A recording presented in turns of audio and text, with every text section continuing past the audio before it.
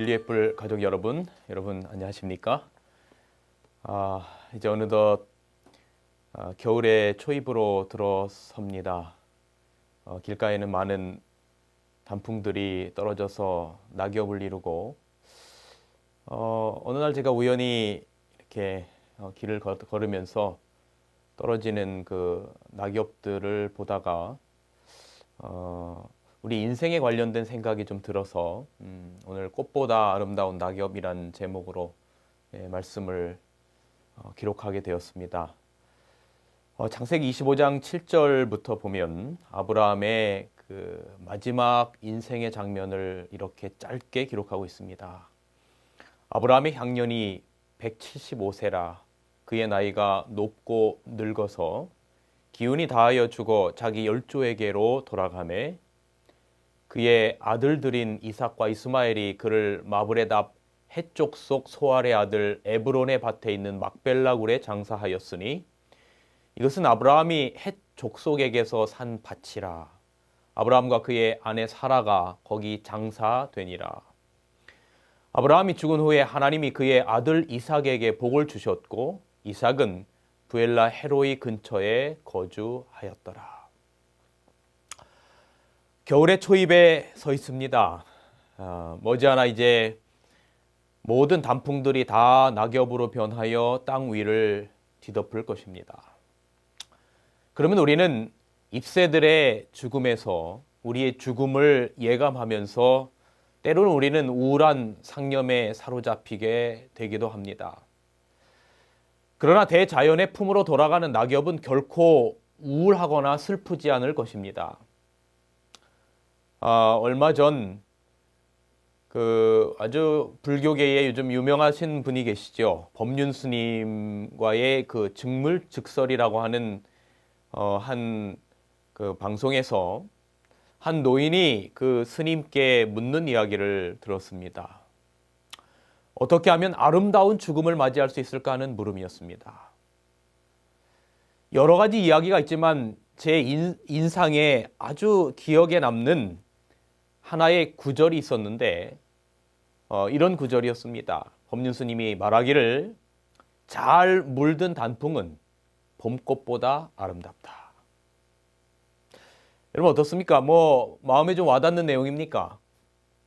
낙엽은 여름 내내 나무를 살리기 위하여 최선을 다하여 노동합니다. 그리고 이제 자연으로 되돌아가기 위해서 나무는 뿌리로부터 오는 수분을 차단하고 그래서 색깔이 이제 고와진다고 합니다. 그런데 그 색깔이 아름다운 이유는 여름 내내 나무를 살리기 위하여 최선을 다하였고 또 낙엽이 되어서 떨어짐으로 겨울에 나무를 보호하며 나무에 새 봄을 준비하기 때문이 아닐까 하는 생각을 해보는 것입니다. 봄이 오면 낙엽이 진 자리에 또다시 새순이 돋고 다른 잎새들이 무성하게 피어날 것입니다. 그리고 나무는 그만큼 성장하게 될 것입니다. 그러므로 일생을 마친 낙엽은 결코 허무함의 상징이 아니라 이룸의 상징이며 보람의 상징이 되어야 합니다. 단풍은 바로 그 낙엽을 위로하는 어쩌면 대자연의 축제인지도 모릅니다. 한 해의 삶을 마감하는 시간이 다가올 때 낙엽을 밟으면서 우리는 무엇을 생각해야 합니까? 삶의 덧없음입니까? 아니면 삶의 보람입니까? 우리에게 주어진 시간이 결코 제한되어져 있다는 사실을 되새기는 것은 그리 유쾌한 일만은 아닙니다. 그러나 우리가 그 한계를 인식하면서 우리가 지녀야 할 바른 자세는 무엇일까? 성경은 아브라함의 죽음, 아브라함이 이 하나님의 부르심을 따라서 하란을 떠난 지 100년 되던 해에 175세로 죽음을 맞이하는 이야기를 그리고 있습니다. 아직 야곱과 에서의 출생이 언급되지 않았으나 성경의 증언을 따라 계산하면 야곱과 에서는 어쩌면 이미 한 14살 정도 되지 않았나 싶습니다. 여러분 여기서 우리가 주목해야 할 것은 이 위대한 신앙의 조상의 죽음에 대한 기록이 너무나 간결하다는 것입니다. 아브라함은 자기가 받은 목숨대로 다 살고 아주 늙은 나이에 기운이 다하여 숨을 거두고 세상을 떠난, 그래서 조상들이 간 길로 간 그저 아주 평범한 한 사람의 죽음에 관련돼서 이야기하는 것과 같은 뉘앙스처럼 간결합니다. 그의 삶이 남긴 영광과 의에 비하면 그의 죽음에 대한 묘사는 너무나 평범하고 심지어는 지나치리만큼 간략합니다. 그의 죽음은 어느 인간의 죽음과 다를 바 없습니다. 그의 죽음에는 어떤 영광의 빛도 깃들어 있지 않습니다. 뿐만 아니라 죽음 이후에 그의 운명에 대해서 성경은 침묵을 지키고 있습니다. 다만 조상들이 간 길로 갔다는 말이 우리에게 어떤 위로가 되는 해석의 가능성을 열어놓고 있는 것처럼 보입니다. 그 위로의 가능성은 무엇입니까? 그것은 바로 히브리서 11장에 나오는 부활 신앙입니다. 히브리서 11장 13절 16절 이렇게 기록하지요. 이 사람들은 그 안에는 아브라함이 포함되어 있는 것입니다. 다 믿음을 따라 죽었으며. 전부 다 죽었어요. 이 세상에 죽지 않은 사람은 아무도 없어요. 단 모든 죽는 사람들이 두 부류로 나눌 수 있다면 하나는 믿음을 따라 죽은 사람이고 하나는 믿음과는 상관없이 죽은 사람입니다. 이 사람들은 다 믿음을 따라 죽었으며. 그 죽음에 관한 묘사가 간결하든 복잡하든 왕의 죽음이든 가난한 사람의 죽음이든 거렁뱅이의 죽음이든 하나님은 그것을 전혀 개의치 않고 과연 이 사람이 믿음을 따라 죽었느냐. 저희가 이제는 더 나은 본향을 사모하니 곧 하늘에 있는 것이라. 그 하나님이 저희 하나님이라 일컬음 받으심을 부끄러워 아니하시고 저희를 위하여 한 성을 예비하셨느니라. 누구를 위하여? 믿음을 따라 죽은 자들을 위하여. 아브라함의 죽음에 대해 성경은 거창하게 말하지 않지요. 왜냐하면 그의 죽음은 그가 생전에 확신을 가지고 살았던 것처럼 부활의 소망의 시작이었기 때문입니다. 그런 아브라함의 죽음을 간결하게 기록하지만 그의 죽음은 잘 물든 아름다운 단풍이었고 떨어진 낙엽이 아니었나 싶습니다. 아름다운 결산입니다. 허무가 아닌 것입니다. 오늘 본문 8절에 보면 그 수가 높고란 말이 나옵니다.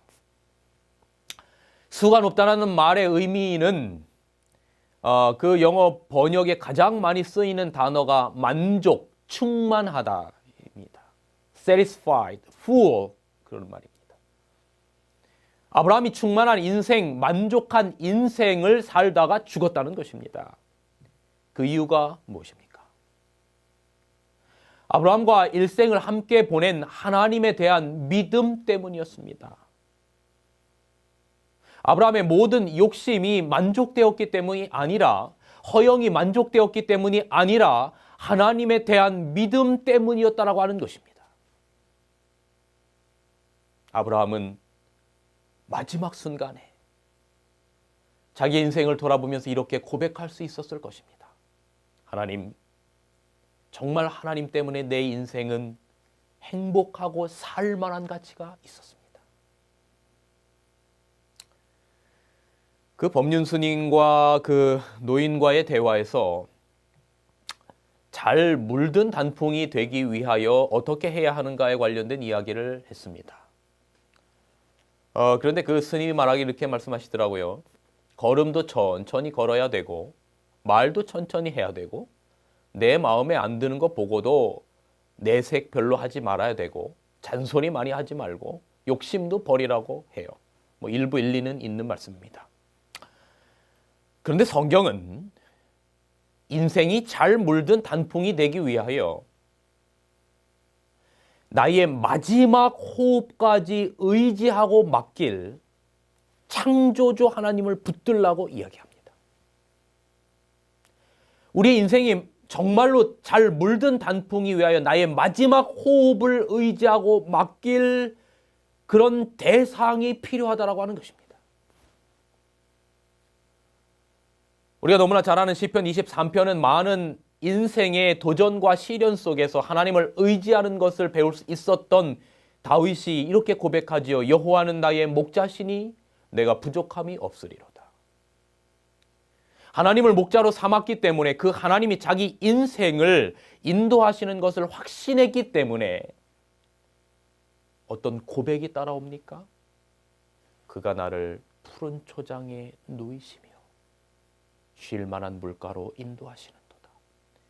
내가 사망의 음침한 골짜기로 다닐지라도 해를 두려워하지 않을 것은 주께서 나와 함께 하심이라. 내 구원이 되시는 하나님이 함께 하시기 때문에 만족하다고 고백할 수 있었던 다윗. 예수님이 요한복음에서 이 땅에 오신 그의 목적을 선포하실 때도 같은 내용의 말씀을 우리에게 주시는데, 내가 온 것은 양으로 생명을 얻게 하고 더 풍성히 얻게 하려 하는 것이라.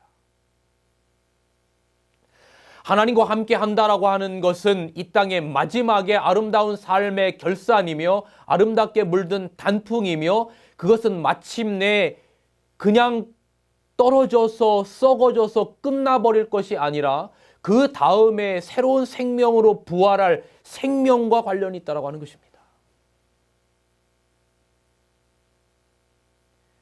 그런데 여러분, 하나님과 함께 한다는 것은 하나님의 성품에 관련돼서 우리가 깊은 묵상이 필요한 이야기입니다. 우리가 어떻게 마지막 죽음의 순간까지도 하나님과 함께 할 수 있을까? 어떻게 죽음이라고 하는 것, 떨어지는 낙엽이라고 하는 것을, 그것을 끝이 아니라 하나님 안에서의 생명이며 하나님의 사랑이라고 하는 것을 아는 것, 그것을 아는 자들이 그의 마지막 죽음의 순간까지, 낙엽이 되는 순간까지도 하나님과 함께 할 수 있지 않을까 하는 생각을 해보는 것입니다. 죽음도 하나님의 사랑이다. 시편 116편 15절에는 하나님께서 말씀하시기를 성도의 죽는 것을 여호와께서 귀중히 보신다고 하셨어요. 이 세상에 많은 직함들이 있어요. 대통령의 직함도 있고, 국회의원의 직함도 있고, 목사의 직함도 있고, 사장의 직함도 있고, 많은 직함들이 있지만 가장 아름답고 고귀한 직함이 있다면 그것은 하나님께서 세상으로부터 구별하신 거룩한 백성들이라고 하는 성도가 아닐까 생각합니다. 성도의 죽는 것을 하나님께서 귀히 보신다. 나의 마지막 호흡도 하나님의 사랑에 속해 있다는 것을 안다는 것은 굉장한 축복입니다. 우리의 인생이 더욱 아름답게 물들 수 있는 길이에요. 여러분, 왜 늙는다는 것이 서럽고 아픈고 하면 모든 사람이 나를 더 이상 사랑하지 않고 관심에서 벗어나, 심지어는 자식들도 손자들도 나를 싫어한다라고 생각하면 너무나 외롭고 서럽다는 것이지요. 얼마 전 뉴스를 보니까 한 할머니가 죽은 지 5년 만에 백골이 된 상태로 발견이 되었어요. 아무도 관심을 주지 않아요. 그런데 성경은 이렇게 말합니다. 나의 말을 들을지어다. 배에서 나무로부터 내게 안겼고 태에서 나무로부터 내게 품기운 너희여. 너희가 노년에 이르기까지 내가 그리하겠고 백발이 되기까지 내가 너희를 품을 것이라. 내가 지었은즉 안을 것이요 품을 것이요 구하여 내리라. 아멘. 좀 본격적으로 죽음 속에 나타난 하나님의 사랑을 좀 살펴보겠습니다. 아담이 죄를 지은 후에 땅은 저주를 받고 엉겅퀴와 가시덤불로 뒤덮였습니다. 여자는 해산하는 수고를, 남자는 종신토록 수고하며 땀을 흘려야 먹고 살 수 있게 되었습니다. 그리고 필경은 흙으로 돌아가야 했지요. 창세기 3장의 이야기입니다. 그런데 성경에 죄로 인한 저주가 3번 임했다라고 기록하고 있어요. 첫째는 아담이 불순종하고 난 다음이에요. 창세기 3장 17절에 보면 땅은 너로 인하여 저주를 받고 너는 종신토록 수고하여야 그 소산을 먹으리라 그랬어요.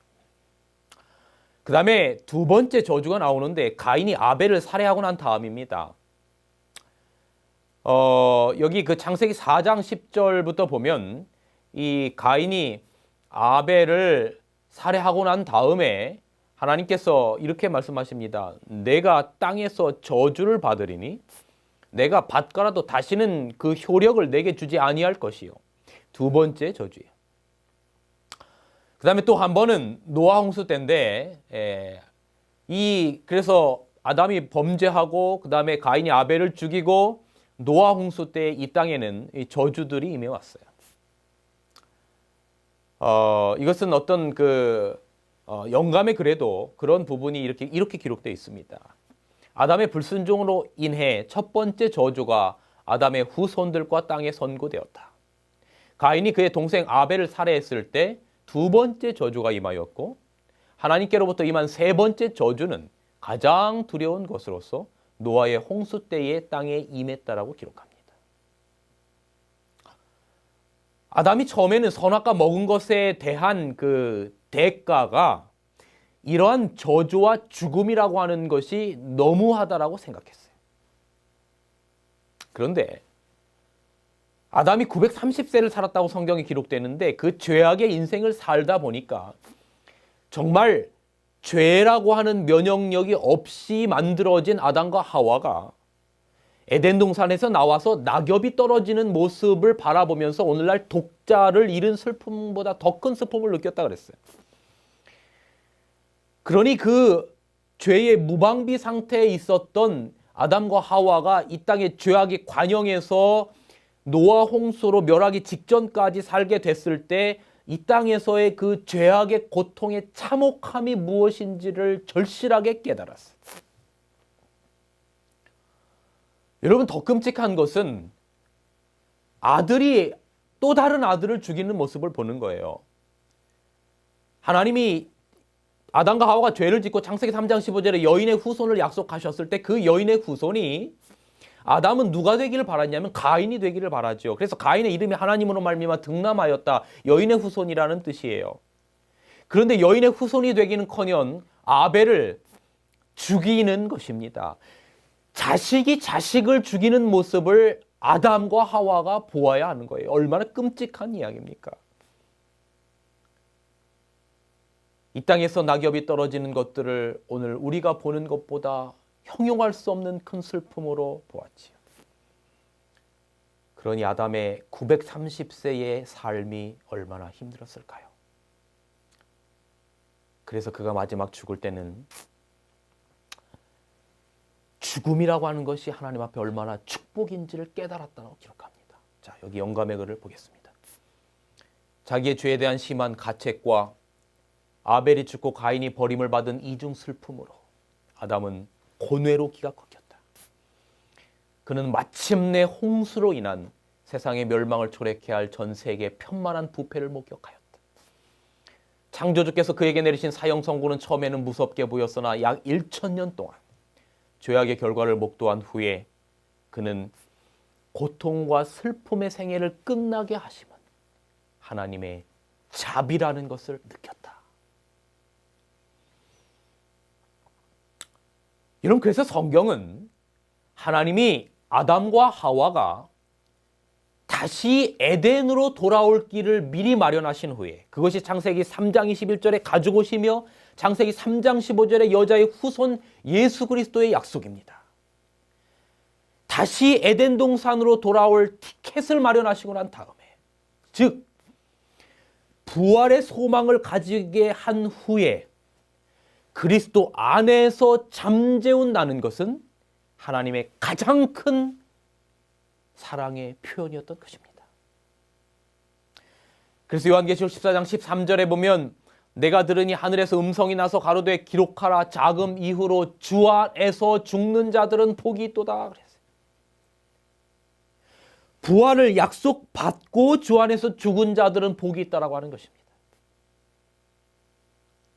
에덴으로 다시 돌아올 티켓을 주시고 그리스도 안에서 이 땅에 죄악의 고통을 목격하지 않도록 잠재우시는 것은 하나님의 축복이라는 것입니다. 죽음이 하나님의 사랑의 표현이라는 성경에 많은 근거들이 있지만 그 중에 한 두 가지만 더 볼까요? 이사야 26장 19절 20절에 보면 주의 죽은 자들은 살아나고 우리의 시체들은 일어나리이다. 티끌에 거하는 자들아 너희는 깨어 노래하라. 주의 이슬은 빛난 이슬이니 땅이 죽은 자를 내어 놓으리로다. 그 다음에 저는 이 표현이 정말 좋아요. 내 백성아. 이게 참, 저는 이 표현이 너무 좋아요. 내 백성아. 이거 내 자식아 그 말이에요. 내 백성아 갈지어다. 내 밀실에 들어가서 내 문을 닫고 분노가 지나기까지 잠깐 숨을 지어다. 북방 이스라엘이 BC 722년에 멸망할 때 이사야서가 쓰여졌습니다. 이사야가 쓰여졌습니다. 그 어둠 속에 하나님께서 그의 백성을 잠들게 하시겠다는 사랑의 표현, 그 고통이 일어나기 전에 잠재우겠다는 표현인 것이지요. 여러분 마치 수술 전에 마취와 같은 거예요. 여러분 마취 안 하고 수술을 해야 한다면 얼마나 끔찍합니까? 제가 전에 내시경을 하는데 수면 내시경 하기 전에 그냥 해보니까 말이죠. 제가 내시경을 하기 전에 제 앞사람이 내시경을 하는데 이게 뭡니까? 이 내시경 관이 들어갈 때 이게 꽥꽥대는 앞사람의 소리 때문에 제가 졸도하겠어요. 한번 그냥 했다가 죽을 것 같아서 그 다음부터는 저는 수면 내시경을 하는데 뭐 내시경이야 그냥 견딘다 하더라도 예를 들어서 큰 수술을 하는데 마취 없이 한다고 한번 생각해 보세요. 얼마나 끔찍합니까? 그래서 성경은 그리스도 안에서 죽는 죽음을 무엇으로 보냐면 왜냐하면 마취하면 여러분 다시 깰 거라고 하는 보증을 가지고 여러분 수술에 들어가잖아요. 하나님이 우리를 다시 부활시킬 거라고 하는 보증을 주시고 그 죽음 수술의 두려움 가운데서 우리를 있게 하시기 위하여 잠시 동안 재우시는 것, 사랑의 마취, 이걸 바로 죽음으로 보는 것입니다. 잠시의 고통과 아픔을 피하게 하기 위한 거예요. 여러분 여기 또 열왕기하 22장 19절 20절에 보면 이렇게 기록합니다. 내가 이곳에 그 거민에 대하여 빈터가 되고 저주가 되리라 한 말을 내가 듣고 마음이 연하여 여호와 내 앞에 겸비하고 옷을 찢고 통곡하였으므로 나도 내 말을 들었노라. 그러므로 내가 너로 여러분 이 이야기는 그 남방 유다의 마지막 선한 왕이었던 요시야 왕에게 하나님께서 주시는 기별입니다. 근데 하나님이 어떤 기별을 주시냐면 내가 내 앞에 겸비하고 옷을 찢고 통곡하였으므로, 그러니까 칭찬하는 얘기잖아요. 그러면 그러므로 하면 여러분 칭찬하고 그러므로 하면 뭡니까? 뭐 사탕을 준다든지 무슨 뭐 운동화를 사준다든지 무슨 뭐 맛있는 걸 사주겠다든지 뭐 이런 칭찬이 나와야 되는데, 이런 그 선물, 그 좋아 보이는 선물이 나와야 되는데 하나님이 칭찬한 다음에 뭐라고 말하냐면 요시야에게 그러므로 내가 너로 열조에게 돌아가서 평안히 묘실로 들어가게 하리니 내가 이곳에 내리는 모든 재앙을 내 눈으로 보지 못하게 하려 함이라라고 말합니다. 당신의 사랑하는 요시야 왕에게 이 땅의 고통을 보지 않게 하겠다는 하나님이 주신 선물이 바로 죽음이었지요. 그런데 여러분 성경은 이 모든 죽음이 하나님의 사랑이 되게 하기 위한, 그리고 그냥 떨어지는 의미 없는 낙엽이 아니라 인생의 아름다운 결실과 부활이 되기 위한, 그렇게 되기 위해서 죽은 죽음의 원형이 있습니다. 이사야 53장 12절, 이는 그가 자기 영혼을 버려 사망에 이르게 하며 범죄자 중 하나로 헤아림을 입었음이라. 그러나 실상은 그가 많은 사람의 죄를 지며 범죄자를 위하여 기도하였느니라. 로마서 8장에 자기 아들을 아끼지 아니하시고 우리 모든 사람을 위하여 내어주시니까 어찌 그 아들과 함께 모든 것을 우리에게 은사로 주지 아니하시겠느냐. 여러분, 예수님의 십자가의 죽음은 오늘 우리 모든 죽음이 하나님의 축복과 선물과 부활의 소망이 되기 위한 죽음의 원형이었던 것입니다.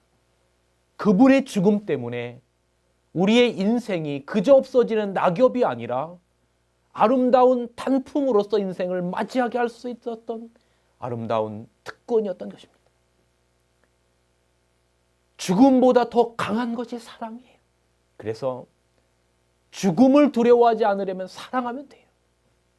예수님은 이 세상에 오셔서 인류의 사랑 때문에 죽음을 두려워하지 않고 그 앞에 나아가셨어요. 목숨을 주셨어요. 사랑 때문입니다. 당신의 의와 우리의 죄를 맞바꾸셨어요. 그가 말씀하시기를 가라사대 그가 자기의 영혼에 수고한 것을 보고 만족히 여길 것이라. 나의 의로운 종이 자기 지식으로 많은 사람을 의롭게 하며 또 그들의 죄악을 친히 담당하리라. 이사야 53장. 여러분, 예수님의 가장 큰 안식은 어쩌면 십자가에서 있었어요. 역설적으로 예수님의 큰 고난은 어쩌면 아담과 하와가 죄를 짓고 나서 그 자식들이 죄 안에서 고통당하는 모습을 바라보는, 그래서 본인이 그 모든 죄를 담당하시기 전까지 십자가까지 예수님의 고난은, 아버지의 고난은 정말로 컸던 것이었어요. 그런데 인류를 대신해서 마침내 십자가에 달리셨을 때 다 이루었다 말씀하실 때 그 구속을 이루시고 맞이하신 그 안식일은 어쩌면 예수님에게 있어서, 우리의 영적 부모님에게, 아버지에게 있어서 우리를 살릴 수 있는 길을 열어놓으셨기 때문에 가장 큰 안식이요 평안이 아니었는지 모르겠습니다. 숨이 떠나시고 죽음이라는 안식의 세계에 잠시 들어가셨다가 3일 후에 부활하신 그리스도, 그리고 그 소망을 우리에게 주셨지요. 나는 부활이요 생명이니 나를 믿는 자는 죽어도 살겠고 무릇 살아서 나를 믿는 자는 영원히 죽지 아니하리니 이것을 내가 믿느냐. 여러분, 아멘입니까? 여러분, 인생의 아름다움은 마지막 우리가 어떤 모습으로 잠드느냐가 중요한 절정이라고 생각합니다. 아브라함은 그의 마지막이 아름다움이었고 소망이었습니다. 그리스도인에게 죽음도 하나님의 영원한 생명을 주시기 전까지 하나님의 사랑 안에서 잠드는 것이지요. 이러한 소망 안에 마지막을 맞이하는 사람은 인생의 아름다움의 정점을 찍는 것이라고 생각합니다. 여러분, 그리스도 안에서의 삶은 우리의 인생의 아름다운 단풍을 선사할 것입니다. 그 사랑 안에 소망과 희망을 가지고 살아가게 되기를 간절히 바랍니다. 여러분, 늦가을이지요. 아마 초겨울이라고 해도 됩니다. 결실의 풍요로움을 느끼고 우리가 그 수확들을 가질 때마다 결실은 쉽게 주어지지 않음을 압니다. 봄에서 여름을 지나 가을에 결실을 맺기까지 정말 기가 막힌 사건을 겪어야 합니다. 꽃샘추위부터 시작해서 늦여름, 초가을의 태풍까지 견뎌내야 결실을 맺을 수 있습니다.